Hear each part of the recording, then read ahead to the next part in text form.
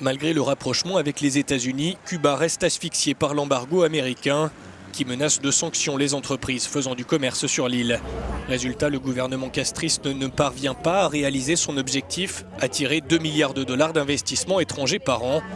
Les yeux sont tournés vers les élections américaines. Hillary s'est toujours prononcée pour la levée de l'embargo, dit le président de l'association Engage Cuba. Je la vois mal revenir sur ce que le président Obama a fait, dit-il. Elle devrait plutôt continuer. Le président Trump, qui sait, il souffle le chaud et le froid sur Cuba. L'an dernier, il était favorable au rapprochement, puis il a baissé dans les sondages en Floride, et donc il dit maintenant qu'il veut annuler les accords. Mais je n'y crois pas. La foire internationale de La Havane se tient ces jours-ci pour attirer les entreprises étrangères. Dans le stand US Cuba Business, on veut croire que la machine ne s'arrêtera pas.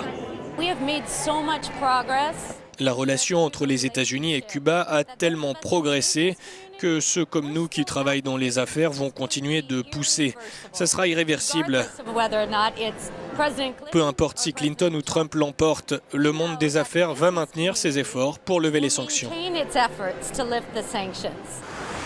L'ambassade américaine à La Havane a rouvert en 2015. Depuis, les vols commerciaux entre les deux pays ont été relancés et les entreprises américaines ont repris leurs activités à Cuba.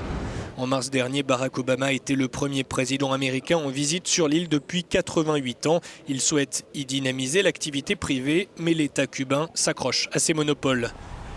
Le principal obstacle reste le Congrès américain à majorité républicaine qui refuse obstinément de lever l'embargo.